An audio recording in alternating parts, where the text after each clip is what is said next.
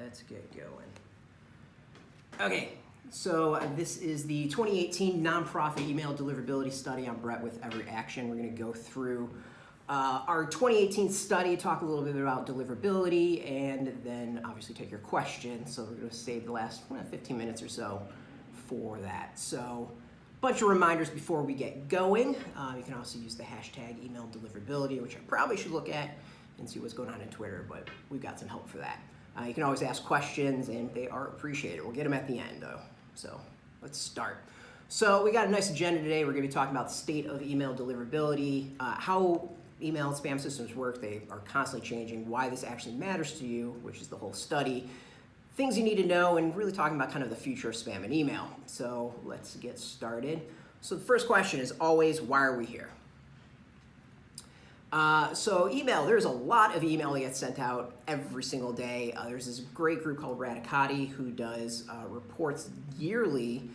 These are the latest update stats that I've seen of their 2018 report.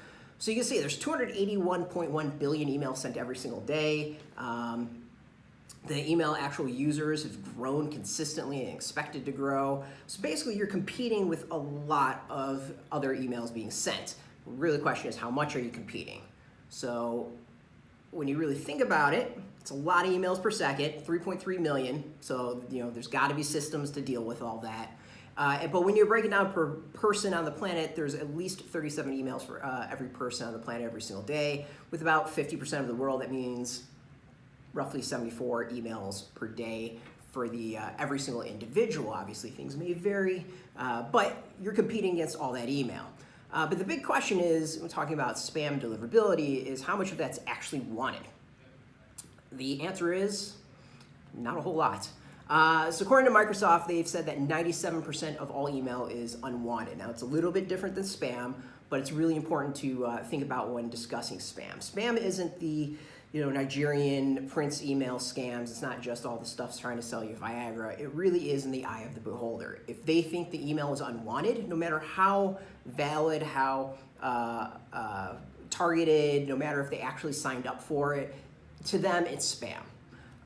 There's a great organization that deals with the world of email deliverability, MAAWG. I think it's MOG is the proper way of saying it. You should all look into it. They deal with a lot of more commercial email, but there's some great tools there with them, some great reports. And according to them, about 85% of all email going out is abusive email. So that's spam. So we've got these billions of messages that are sent every single day. The question is, really, how does it all work? What is the infrastructure that determines what is and isn't spam? And it's evolved over the years. So there's a whole bunch of different steps, and every single service is different, but generally it learns from the person that is receiving the email. So every time you mark something as spam, you're teaching your server that's something you don't want. It will look at phrases, it'll look at the sender, it'll look at the HTML, it'll look at images, it looks at everything, and it will attempt to learn from you. Maybe it won't mark the second one as spam, maybe not the third one, but if you keep on marking these spam, eventually it learns. There's algorithms, there's a whole study and everything that goes to it. It's kind of fascinating. But just beyond you, it also learns from others. So you might mark something as spam, but if enough people get together and mark the same message spam, that will teach it that it's probably a spam and others don't want it. So that email gets received by like a fifth person. Those 4 people will have maybe taught the system that this is junk email, and that fifth person won't have to deal with it. The thing to keep in mind is all these rules, all these interactions, it's decades of systems learning, and they tend to learn, they tend to not unlearn though. So once a rule's in place, it's often constantly in place unless it's physically challenged and someone gets it removed, which does happen. But it's constantly learning. The amount of information that is gathered and computed to figure all this stuff out is unreal and absolutely crazy. It's kind of mind-boggling that it actually works. It takes that and generally assigns a score. There's a system called SpamAssassin that's open source. You can go read these rules. It's a very common anti-spam system. But basically what it does is every spammy element adds some number to it. Every non-spammy element is 0 or negative points. If you were to, let's say, maybe authenticate your email, that might get you a negative point, or if you're in the person's mailbox, their contact list, that might be negative points. But it's generally like golf. You want really low scores and to try to get close to as zero as possible, if not negative, though that's not really possible in golf. So what scores points? You can check out this in SpamAssassin. As I said, the rules are completely open. It's really fascinating to read. I put some of these up there because either they're common things that we do as an industry, nonprofit, and politics, or I just thought they were really funny. The first one is the Bang Oprah, Oprah with a exclamation point. I always love this one, and it has come up before in a fundraiser. So clearly at some point someone decided to use Oprah as an email scam. It became a rule. So basically if Oprah was with an exclamation point, there was a high chance it was going into to spam. Someone decided to do a fundraiser with Oprah and was wondering why their email was going to spam. That's their answer. There's a whole bunch of, there's hundreds of different reasons. These are some of them. Adding dear friend as the actual descriptor for that rule says friend isn't very dear. Certain phrases, obviously, which is kind of fascinating that these systems actually understand context. So maybe a word, might do it, but phrases with that word definitely does it. Putting in millions of dollars, which hurts with fundraising. It's fascinating, well worth checking out. SpamAssassin, Google it. You can find the rules pretty easy. There's tons of stuff that goes into deliverability. It's not just the content. Back in the day, it was what's your subject line, what is the actual text of the message. While that still matters to some extent, it's nowhere near the top reasoning anymore. There are hundreds of checks. Gmail alone does 256 checks before the email even gets to the box. And when you think about that it takes a second for an email to get delivered, that's 256 checks done on thousands of emails in the span of microseconds. It's amazing. But it all can depend on the spam software they're using. Some have their own, some use off-the-shelf stuff. That software is constantly learning, so every software is different. There's rules as to how much you can send, how quickly you can send, the domain reputation that's sending, the IP reputation, which is on us. Are you on blacklists? There's just lots that go into it. Most of this you don't need to know. The big things that you as senders need to focus on are the content and the recipients, which we'll talk about more down the line. But basically, this is kind of the focus on the recipients. This is the focus of email deliverability now. Gmail, Hotmail, and as Gmail goes and Hotmail goes, everyone else goes.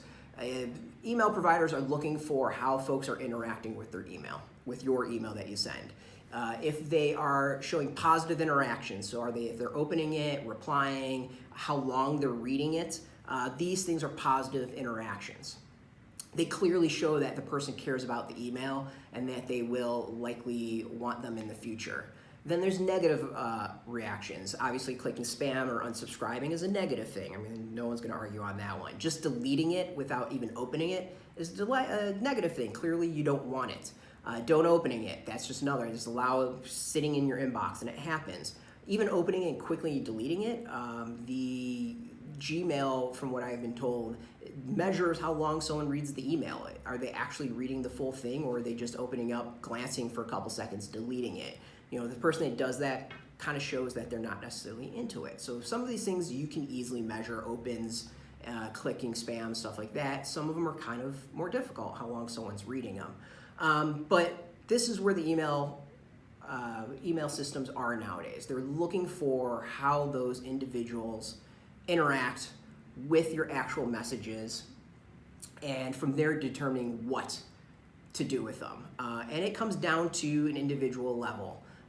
What gets delivered for one person might not for the next person. But the thing that's crazy to really think about is there is no one rule to rule them all. It is like Game of Thrones. There is a bunch of kingdoms battling it out with their own rules and customs. And just like the books, this will never finish. There will never ever be one singular rule set. Every single email provider thinks they have a best way of doing things and have their own secret sauce. So what Gmail is looking at is different than what Hotmail is looking at, is what's different than AOL and Yahoo are looking at, is what's different than the business down the street is looking at. They all have their own thing. And even if someone were to use the exact same email rule set, it will have learned by that internal interaction, internal rule set up as to what to do. So even if two companies have the same thing, you might get different results. But why does this matter? And that's what it comes down to our report. So we every year do a nice email deliverability report. And what we found in 2017, that 24.16% of email was delivered to spam folders from nonprofits. That's 24.16 on average every single month. So almost a quarter of your email went to spam. That's up from 2016. During Giving Tuesday, end of year, about the same, a little bit higher, a little bit lower, but you're getting very similar. A lot of email goes to spam, basically 1 in 5 messages around that time. And what comes down to it is it costs you money. If you lose money, you will lose money for every email that goes to spam. That is a missed opportunity. It is a missed chance to raise money. And the thing that's interesting to realize is that segments on your list will impact others. You could have someone who is totally into your organization, but due to lack of interaction, due to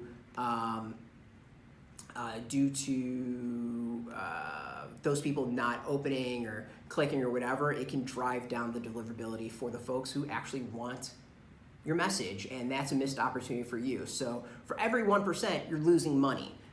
Add in those averages there of amount going to spam, you're losing a lot of money. It gets pretty crazy. So we did the math and crunched it, and the average nonprofit loses about $330,000 on average because of spam. That's a lot of money. That's a salary for a staffer. And that's not even to go take into account the actions that you might lose from like signing petitions or contacting elected officials or whatever you might be doing. So there's a dollar loss to all this. This is lost opportunity. So here's the things you need to know. Engagements. We're gonna spend some time here and really discuss this. I'm kind of flying through this webinar, so we're gonna try to slow things down. So engagement's key. Now we've talked about this a few times already, but this is what everyone's looking for. They want to see if people are opening, people are clicking, are people replying. They hate to see spam complaints. They hate to see people just deleting emails. They want to see people, they want to see interaction that shows that your list wants your message. And as I said, the way it works is that it will work on the individual level. If I am constantly deleting an email, it's not going to show up eventually. But if enough people are doing this, if you have enough unengaged individuals on your list, then that will start impacting the rest of your list.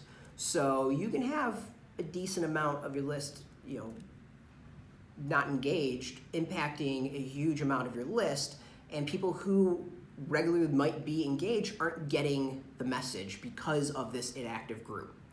So there's a whole bunch of things they look for, not just on the engagement we're talking about, but there's what's known as spam traps. So spam traps are email addresses that are purposely put out there that email providers will either put on like websites to get picked up by crawlers, or they will go and take email addresses that were once good, and once the person abandons them, makes them bad. So we can see that there's 2 different points on this. For the ones that are picked up by crawlers and then used, pretty clearly spam. There's no way these people have signed up, that they're never been used before. They are not legit email addresses. How might those get on your list? There's a bunch of ways. One, if you append, if you buy lists, there is a chance that you will get a pristine trap on your list by that. There are a few list brokers that I've seen where they are 100% clean, and 100% of every single one dealing with them, I see trouble with any purchased list at all. If it's not organic, you've got some problems. But even if you do organic, you still might have issues in that people might mistype emails. It happens. In that case, there's not much you can do other than confirm opt-in, which we're going to talk about a little bit later on. As far as the non-pristine, the recycled addresses that were once good addresses that are no longer good, how those are used is that it shows whether or not you are paying attention to your email list. Are you looking to see if people are opening the the email messages that you're sending, if they're clicking, if they are actually doing whatever action you want them to do. If people aren't doing that, then it kind of gives the email provider an idea that you don't care about your list. You actually don't care about this engagement, about the individuals, and you're just sending things out to send them. That is, a bad sign. And if you really think about it, it makes complete sense. If I stop talking to you, if I stop responding while you're trying to talk to me, it's a sign that I don't want to engage with you anymore, that I'm done with that. And it's the exact same thing with email. There's nothing different the conversations that we have one-on-one than happens with email as well. We should take the same social cues and work with them. So you need to go through and get rid of inactive people. That is a key part of today's email world. Interesting enough, when it comes to the actual engagement, looking at things like opening, replying, forwarding, moving to folders, stuff like that, the explicit stuff, email providers don't check the links that are clicked. According to, there's a webinar that was done a few years ago, they said they actually don't measure clicks. They think it actually violates the privacy of the users. I mean, they will measure how long you're reading the email, but not if you click a link. I always thought that one was kind of fascinating. They might now, but last I was told that they don't. And then what they consider active varies between every service. As I said before, just because one has a rule doesn't mean another has a rule. I think an example is, I know one of the email providers considers moving an email to a folder as active, as someone that is engaging with your email, and then there's another that kind of puts that into like a watch list, a neutral thing, and doesn't think that's necessarily engagement, that it's just people stockpiling emails and they're never going to read them, so it's not really active.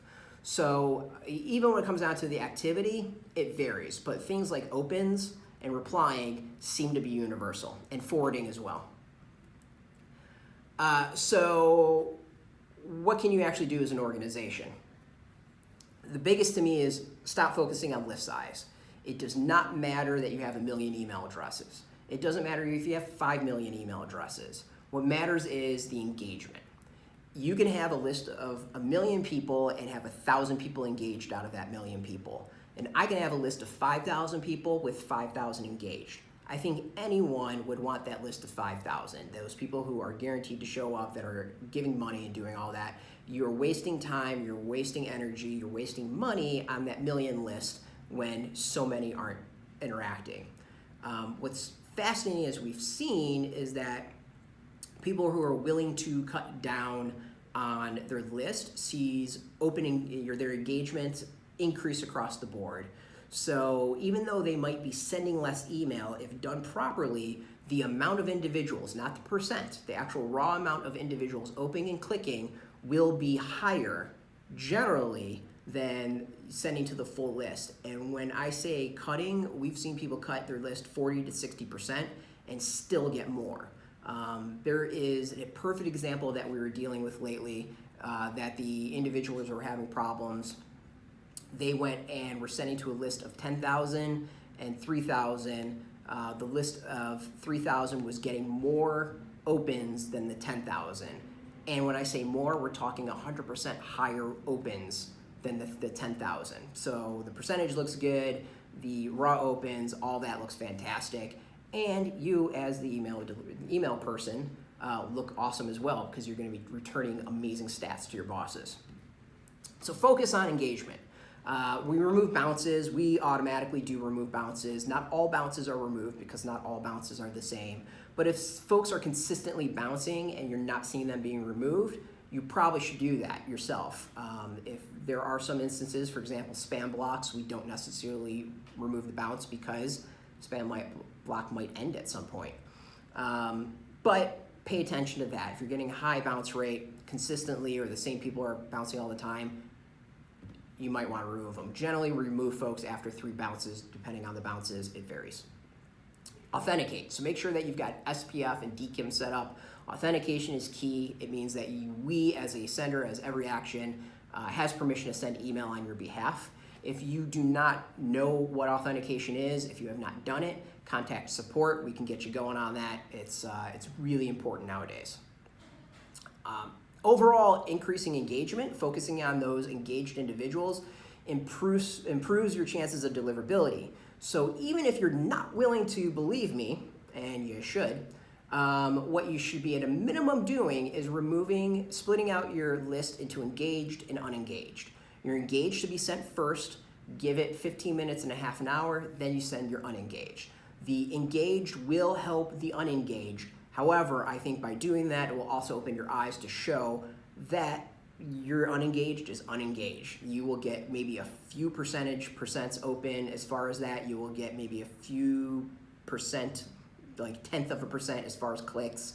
Eventually, it will become clear that the unengaged is really unengaged, and you might want to get rid of them. But thinking through, like, what is your end goal? You should always consider this with your email program. Is it to get, just the message out in front of people? Is it to raise money? Is it to get actions? Is it to get people to forward an email? Like, what is your actual goal of your email program? Sending an email and raising money isn't necessarily a goal. How does that help? Like, what is that part of your message, your program? How is that part of the narrative? Think about the big picture and how it all ties together. Opt-in, we're going to talk about this a little bit further. You need to confirm opt-in. Not just opt-in, a checkbox is not an opt-in. You need to confirm opt-in. You got to make sure that these people are actually confirmed, they are who they are, and really want your email. I've signed petitions, I have taken actions, I do not want to hear from the organization afterwards, and I mark things as spam. I regularly put in fake email addresses when there is a barrier to get me to do something. If I want to go check out a website and it forces me to put in an email address, I'm going to put in, I can't really repeat on the webinar what I put in, but I'm putting in some fake email addresses and getting through. And that hurts them. Think about the times that you've gone to stores and they do the, hey, can we get your email address and give you a discount? Do you really give your real email address, or do you give a fake email address? I myself give a fake one and take my discount. So you need to go opt-in. We're going to talk about that more because this is absolutely key. And confirmed opt-in. Checkbox, again, is not a confirmed opt-in. Do a welcome series. So basically, a welcome series is a series of emails that start off when someone signs up, maybe about 3 emails, 1 to 3 emails. Could be more, could be less.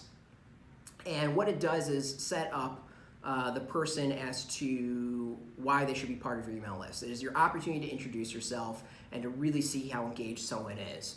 There was a great study that looked at welcome series that said that someone that did 0 out of 0 when it comes to the 3 emails only engaged 5%. 5% of them engaged in the future. Those that did 3 out of 3 was something like 71% engagement. So welcome series is a great chance for you to really figure out, are these individuals going to interact in future emails? When I've run email programs, what I did was run a welcome series, and then I split off the people that engaged into one bucket, and then those that didn't engage into a different bucket. And what that allowed me to do is, for those that were engaged, went into the regular, they got the ramped up volume, and then those that didn't, I probed to see if I could get them engaged in different ways. Asking them surveys, stuff like that seemed to help. And keeping in mind maybe why they went and got on the list to begin with helped out. But it is a great tool, and it is your opportunity to really set up the expectations as to what's going to be in your email program. Throwing them into the deep end and just immediately asking for money with no follow-up as to how they got on your list is a horrible idea. I often forget how I got on lists, and usually I know when I get those emails, I mark them as spam, even if they're our own clients. No tolerance. Your emails reflect your brand. So that kind of goes in the welcome series as well, is why should someone listen to your email list? Why are you better than the other organization? So, how do your emails look like your website? How does your messaging differ from Facebook, email, and Twitter? Why should people care about your email program? What does it bring to the conversation? You need to think through all those things. Does the email look like the website, or is it kind of just a mess of HTML? What is its goal? How does it fit into the bigger picture? These are all things you really need to think about. And then measure your clicks, opens, and conversions. Pay attention to them, and then also measure who's not doing those things. Constantly pay attention to who isn't engaged, and I think what you'll find out is a good chunk of your list is not engaged. You're spending money on people who are doing nothing. It will also change how you look at your list.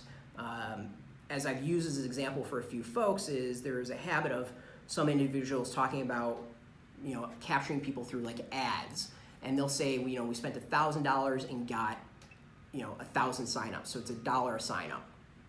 However, I return and say, how many of those were engaged afterwards? Because if it's 200 that engaged afterwards and only 200 ever engaged, it's not $1 a sign up, it's actually $5 a sign up. You got 800 people who haven't done anything. And those 800 people are impacting not just the other 200, but the rest of your list. So you really need to look at the engagement and the unengagement. As I like to always say, is inactive emails are like zombies. 1 or 2 isn't an issue. It's when they become a giant horde that you wind up getting glommed on and dying a horrific death and turn into a zombie yourself. And in many ways, it's very true, because what we're seeing today is some issues when it comes to zombies and email. And we're going to talk about that in I think, after this slide. Some more tips about this.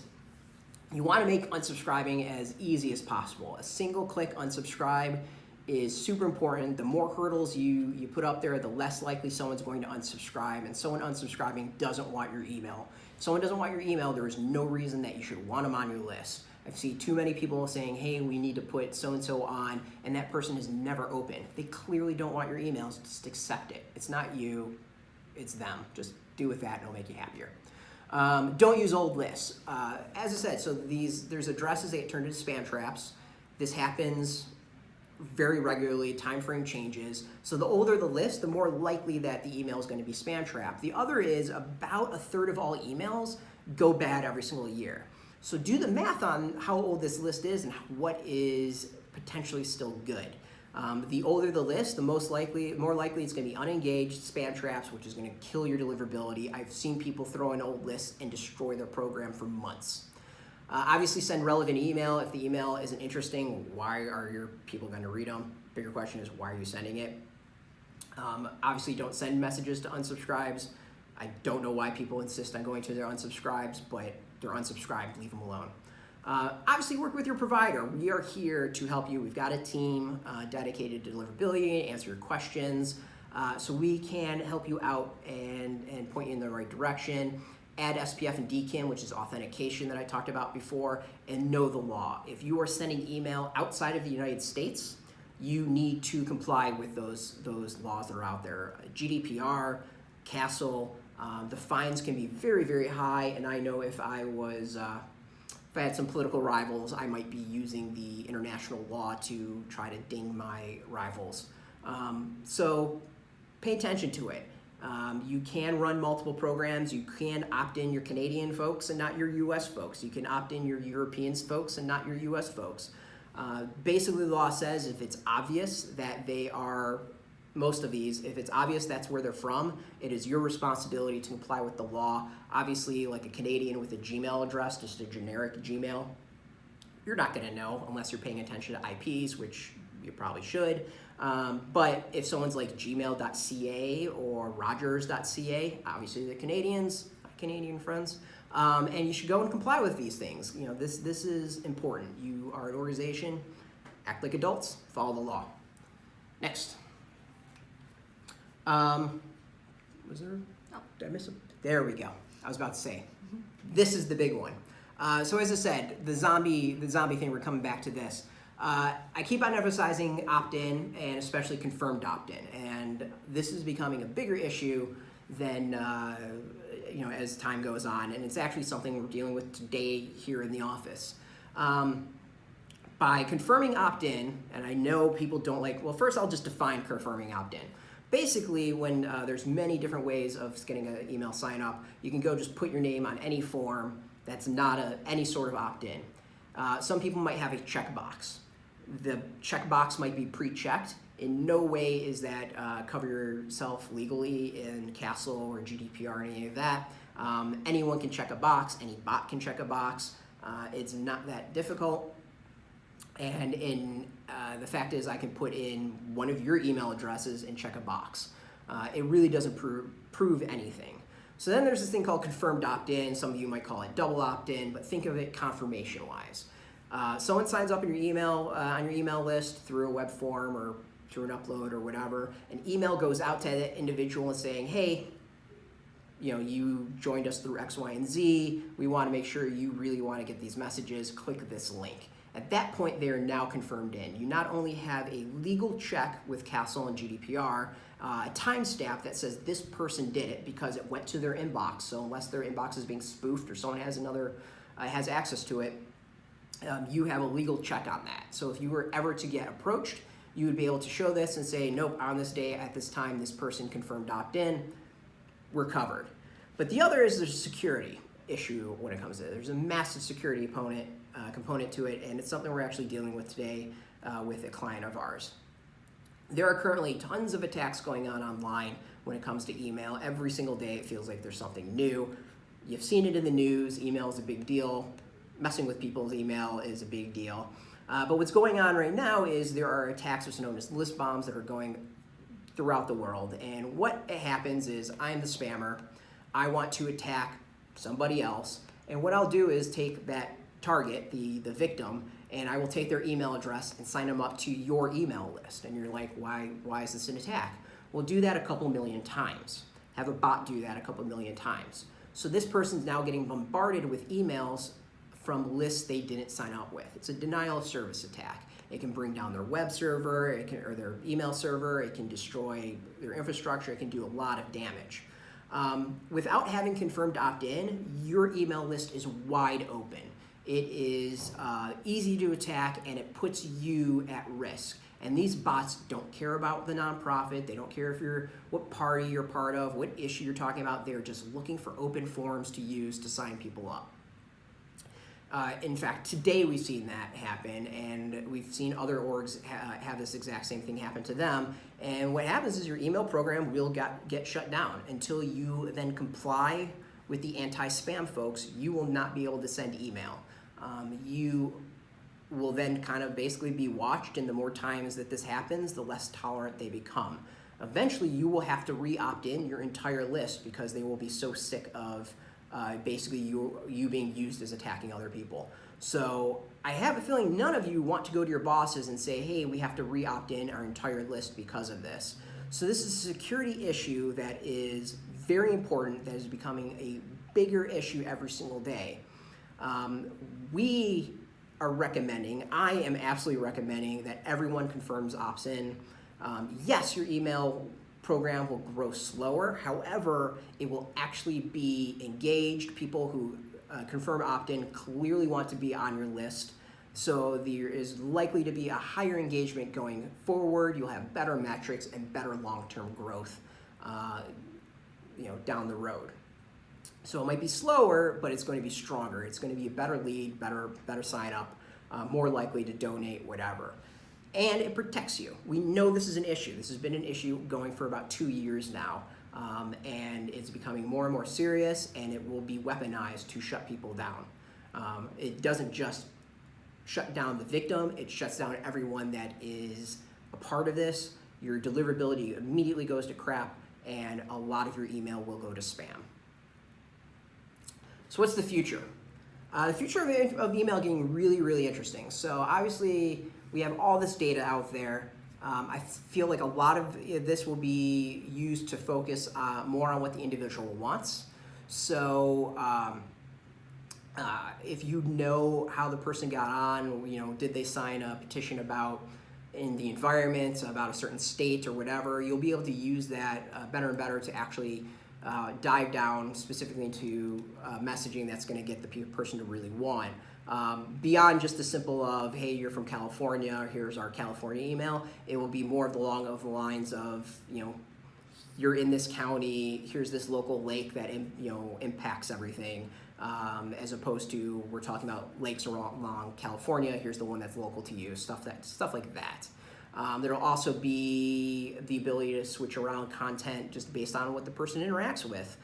Do we know that they always interact on like the third link? So that might be a message, part of it. The data will be smart enough to start tailoring your messages for you. Wearable, mobile, I know this seems to kind of like be the hot thing and then drag a little bit. Obviously mobile cell phones, it's about 50-50 open rate at this point. So you need to tailor your messages for mobile, which is different than doing desktop. But we've got wearable down the road. iWatches, sooner or later something's going to break through with Google Glass, and messages are going to have to start changing for that as well.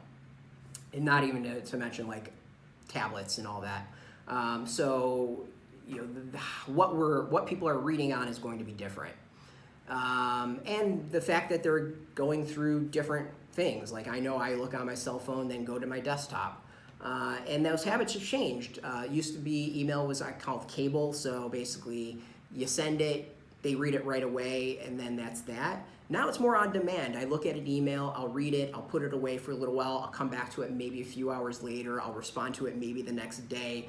We see that with reminders in like Gmail. Clearly this is the direction everything's going. The lead time on email is getting greater and greater, the read time on it. So what your message that you send on Monday is going to be still valid on Thursday or Friday, and that's going to get towards our bottom point. But before we get to that, it's all emphasis on authentication too. So with IPv6, which is the new IP range, it is easier to get IPs and fake who you are, so you're going to need to authenticate. You need to use DKIM, you're going to use SPF, and again, if you don't know what I'm talking about, contact us, we can help you. But I think the biggest is going to be interactive emails and agile email. The ability for emails to shift on the fly based on the person's location, again, that using data, changing how what the emails are like based off of where they're reading it. A great example that I've seen is getting an email about a local pharmacy, and then it'll tell you, hey, there's this pharmacy at this location, and here's a coupon for it. But then if you drive, let's say across town, you look at the same email, it will tell you the same, a pharmacy in that chain at a different location that's close to you. So it's using your geolocation to be able to update the email itself. Really cool stuff being done as far as that. I see very little of it being done in the nonprofit political space, but that's absolutely the future, and I think whoever cracks that's going to be like the king as far as email. So I think that's everything. So it's time for questions. I'm sure there are some.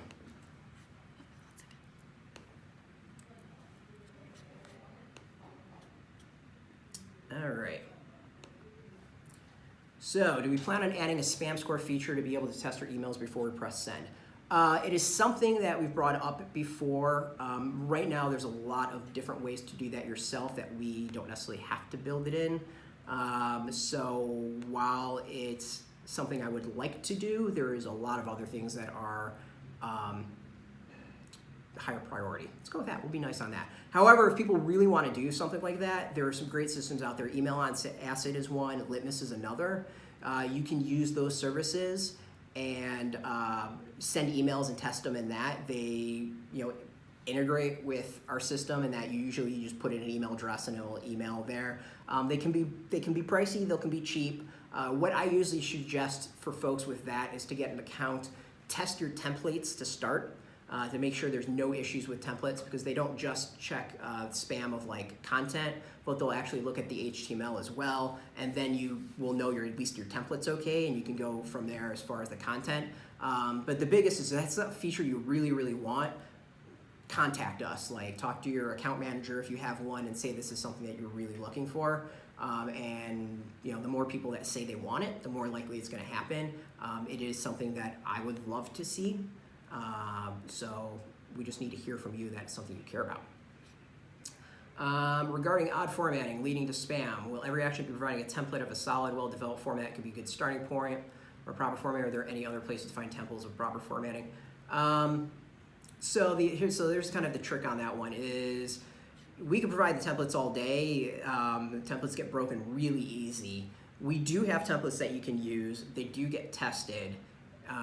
But in the end, you need to check how you update those templates and the email itself. The thing that I find is usually happens is the more complicated, the more you use in the email, the more likely that the HTML has issues.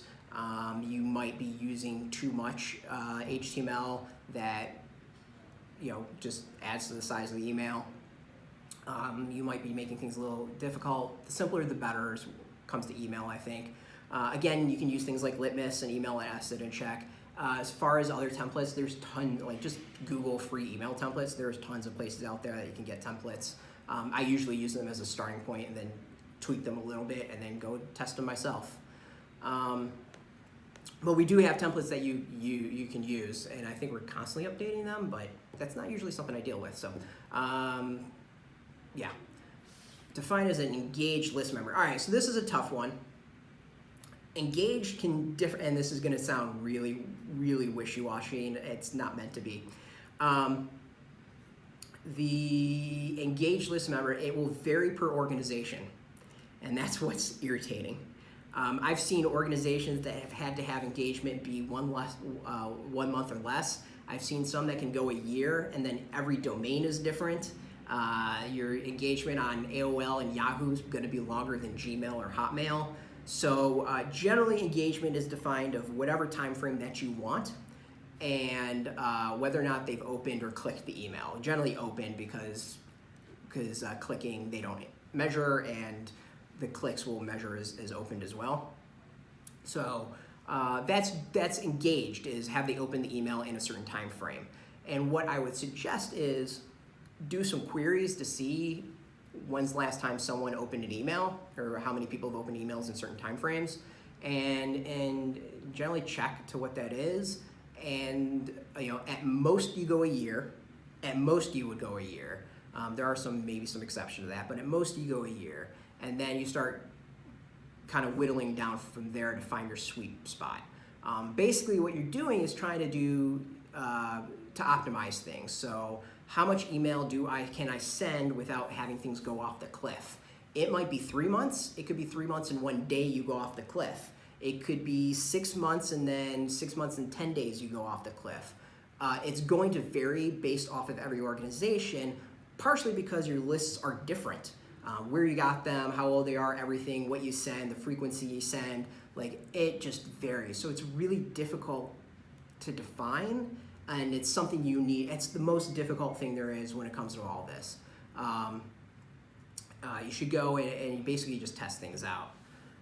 Keeping inactive people on the list kind of goes with the question above. At most a year, usually less, but at most a year, and it's going to vary by domain. How do we know if our deliverability is good or not? There seems like a room for all of us to improve. Our sender. So, all right. So sender score is not deliverability. Sender score is just how certain metrics measure compared to everybody else. So if everyone's failing, you still could technically have a high sender score, but sender score is not deliverability. That 98, 99, for those who don't know, sender score is one of the, I think, really 2 services out there that measures an IP reputation. It's used to figure out deliverability, but it is not deliverability. You can have a high sender score and horrible deliverability. Generally, if you have a horrible sender score, you're going to have horrible deliverability. So, like, totally just get rid of sender score. The deliverability, there's some systems out there you can purchase. Return path would be one. If it's something you're really concerned about, you can ping us here at Every Action, and we can try to take a look for you. We've got way more info on this than you have, and don't have really a way to share all that easily. And as far as the bounces per year, like, look to see what the patterns are. Are they consistently the same domains? Do they go in patterns? Do you find you get more bounces when you have like more of your list? Look for why those bounces are happening. There's a good chance that you're just maybe getting blocked every so often and the block goes away. Usually when you see patterns like that, it's because an organization starts sending to a bigger portion of their list. We also will have more info on the bounces. Again, if it's something you're really concerned about, let us know. But the other is 400,000 in a year. If you send 400,000 times, that's 1 bounce per email. Like, that's not a big deal. So we kind of need a little bit more info to help you, but again, just hit us up at support. Really, the best is deliverability at everyaction.com, and we'll be able to help you. But the deliverability, we can probably point you in the right direction on that one and help you out. So how do you opt in, folks, for a paper event? All right, so this is actually, the paper event's one of the easiest things to do. So what I used to do for events was whenever I got a list for an event, I would upload the list. I would generally look at the emails to begin with, make sure that what was typed in off probably Excel looks legit. You know, people do put in .con instead of .com. If you maybe did on a tablet, check things over. So just do a quick perusal to make sure the email addresses look fine. The email that I would always send is just a simple of, hey, it was great to see you at whatever event. Thank you for signing up on whatever corner. Thank you for signing our street petition on whatever issue.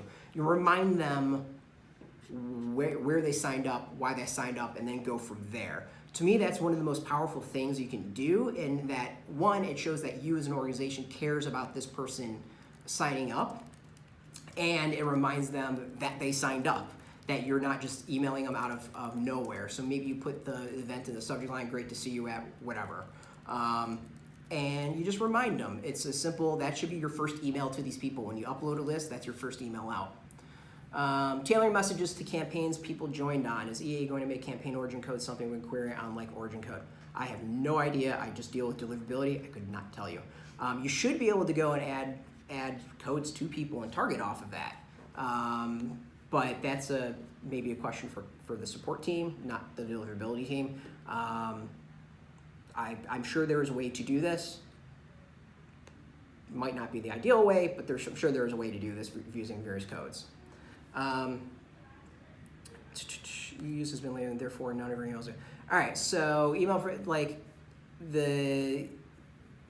all our IPs are rated very high, 98, 99. They're consistently very high. But we are a bulk email provider. We send bulk email. Generally, bulk email can be done suspicious. So the question is talking about email that sometimes being sent from us is suspicious. That might happen at corporate email when you're sending to like a business. There's not much we can do about that. They tend to be using off-the-shelf software, and it's much more difficult to deal with those things versus like Gmail or Hotmail, just because we can't go to every single business. Usually with those folks, what you need to do is ask them to whitelist, to change their anti-spam. What a lot of folks will do is just get this off-the-shelf software, turn it on, turn it up the highest setting. But if it goes into the everything is different, there's just some things we can't fix. But we are a bulk email provider. Bulk email providers can have issues, and that kind of goes with the thing as well, in that we talked about that, like one individual versus the many. You're all in this together on our platform. Others having bad habits can impact you. We do our best to minimize that, and we've got a lot of things that go on in the background and rolling out very soon that can change all that.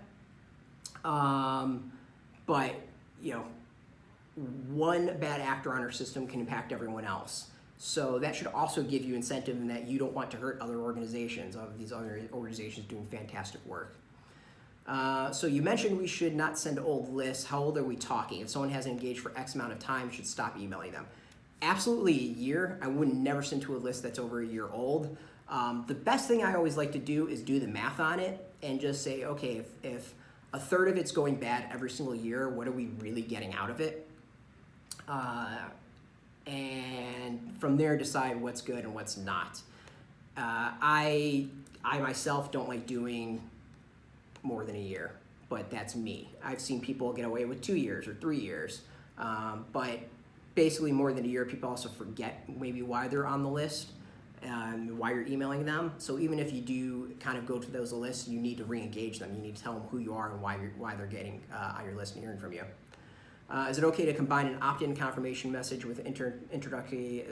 Yeah, so the opt-in confirmation, the ideal opt-in confirmation kind of does the combination of everything. So what you'd want maybe in your first email is a reminder of how they got on the list.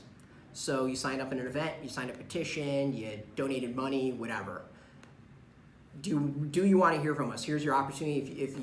If it's not the right email address, here's a link right here in the body, very high up. Click, don't click that, and you're fine.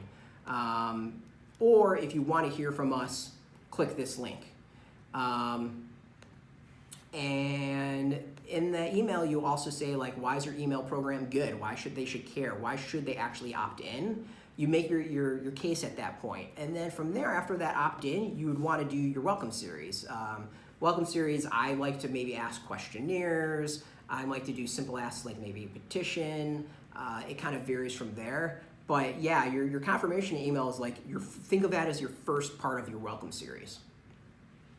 In terms of making emails more mobile friendly, anything you'd recommend other than mobile friendly templates? So obviously if you're doing mobile friendly, you need mobile friendly templates. I think that's pretty key. But the thing is the content. So this is the question this person asked about content. And I try not to go into too much strategy, but the content actually matters, because think about trying to get someone to do an action on their mobile. It is way different to do that than, let's say, a computer. The more I have to type, the less likely I'm going to do that action. Donating is a little bit more difficult. Before this webinar was starting, I was actually purchasing something online. It is way more difficult to make that purchase online than it is my computer, just because of the way mobile works. So think through what you're actually having the person do. Is it better to try to get them to like click links than maybe fill out forms or something like that? Is there anything you can do with like maybe pre-filling in information to make it easier? Think through all of that. The more difficult is to do it, the less likely someone's going to do it. And the best way is like test it out for yourself. Send an email that you do to your own mobile and futz around with it. Like, see how difficult it is to kind of do the basic stuff. But yeah, like I think that the asks tend to be the biggest thing when it comes to mobile. Next question. I work for a public library. Our donations team is a separate group, but we still email our patrons about resources. Are non-donation emails being affected and filtered the same way as fundraising emails? Absolutely. If you were to send, I'm assuming you're sending from the same domain, so whatever, library dot whatever.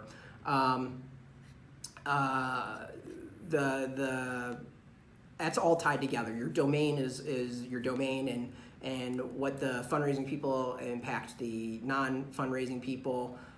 You might, depending on the library, want to use different subdomains, give the donors something else than like your resources. But yeah, it's all tied together. Like it's technical, but yeah, one's going to impact the other. And on the flip side, if your resources are awesome, they might be helping your fundraising. Our organization uses Express program. The bizarre thing is that many of our staff who regularly receive and open emails have had email going to Jackson. So the received mostly this is asking about a different system, but check your authentication. Make sure that you've got DKIM and SPF set up. Generally, what I find is if an email is going from an organization to spam for a staff, things aren't authenticated correctly, and your filter, which it totally makes sense, thinks it's spam. And if you just think about it, like if you don't give them permission, it looks like spam. So check to make sure you're authenticating, and your anti-spam filter should tell you what's up. In the targeted email dashboard under any given email result list, how does every action determine the spam per recipient? I have to email support on that one. I'm not quite sure exactly what you're talking about, but email support. Do you have recommendations about the frequency of emails? There are varying opinions. Yeah. So there's varying opinions in our office about how frequently we should send email updates. Send as many as you need. I think that's my answer. It's another vague answer. So everyone's going to be different. Sending email just to send email to fill your calendar isn't good.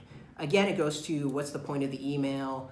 Why are you sending this? What are you trying to get out of it? Like really think about all that and go from there. The other is pay attention to how frequently people open up. If you are changing like your frequency and you see open rates open or increase, then maybe that's the right frequency. If you're sending too much and open rates are if you start sending more and open rates decrease, there's probably a chance that sending more is causing your open rates to decrease. So I think testing things out, seeing the thing to stay away from is really varying your amount a lot. pisses off the users and the readers, and it also looks like you don't know what you're doing to email service providers, and giant fluctuations of the volume can cause spam issues. So we experiment with how open is measured. It seems to be very based on whether a person double clicks on email and launch it in their email client versus reads it within the email inbox. If that makes sense, any insight on this? So the way opens work, so opens will always be undercounted. No matter what system you use, this is just the way emails work. The way opens works is that there is a pixel sent with the email that is embedded into the email itself that you won't know, and when images are downloaded, that message gets sent back. Also, if someone were to like click on a link, that link will say obviously the person opened it, so that gets counted as an open. So it really depends on the images. I'm guessing you're talking about the email in the box window of Outlook and Microsoft and all that. There are ways to futz with the open because of that. So opens aren't perfect. They're always undercounted, and it's just the way it is. You always just have to accept that, and you're looking for other ways to measure that out, like clicks or stuff like that. Obviously, if someone donates when you send an email, they probably have opened it. So last question, do you think sending an "Am I bothering you" or something similar email to those who are inactive and giving them an opt-in, opt-out button is the same message as a decent idea? Absolutely. All right, so I realized with this last question, I did not talk about this at all. So you shouldn't just cut these people off. When you get to these inactive folks, just being like, we're gonna stop sending them is bad. What you really should be doing is something much more complicated, known as a win-back campaign. And the way you do that is you separate the inactive and the active. The active that you would send on like Monday, maybe your inactive that you send on Tuesday. And the inactive, what you'll be doing is trying to get them engaged. Maybe if you had like a petition that was really popular with the active people, you'll send it to the inactive people and see how they interact. You will also maybe send different things that you wouldn't send to the active people. Maybe you go and give them a bumper sticker, or you ask questionnaires. Like, I love questionnaires. You get data back that you can use, and people love talking about themselves and feeling like they have a voice in things. That's a great way to get people engaged. And then sometimes it's just straight up willing to ask them, like, are we sending emails too much? Do you want to change the frequency of how much emails that you get? People will tell you. Do you not want to hear about fundraising emails and just want other emails? People will tell you about this. So absolutely, that's part of the win-back campaign. And again, every win-back campaign is going to be different. There is no number that you should do. But after a certain time, it becomes clear someone's not active. After maybe the 6th or 7th, whatever win-back campaign email, I think someone's probably sending you a message that they don't care. And at that point, you can cut them off. But before you cut them off, I always love seeing emails of like, hey, we haven't heard you from a while. Did we anger you? Click this button to stay on the list. Otherwise, we're going to get rid of you. I think it was Humble Bundle did one like that. It was the best email I ever saw. There was a big giant red button in the middle, and it was entertaining and fun and interactive. And I stayed on the list just for that. So absolutely don't cut people off, just cutting them off. Before we go, and speaking of being cut off, we're kind of at our time. Some shameless plugs. One, you can always get the 2018 nonprofit email deliverability study, act.everyaction.com/email-deliverability-study-18. And we can talk about how every action can help you. You can go get a demo of the system. If you're a client of ours as well and you have questions about deliverability, you can ping us at deliverability@everyaction.com and we can help answer your questions. We're here to help. We got a nice team to do that. So thank you for watching. I always appreciate it. Hopefully this was educational and great questions. So good luck in your emailing, and yeah, that's it.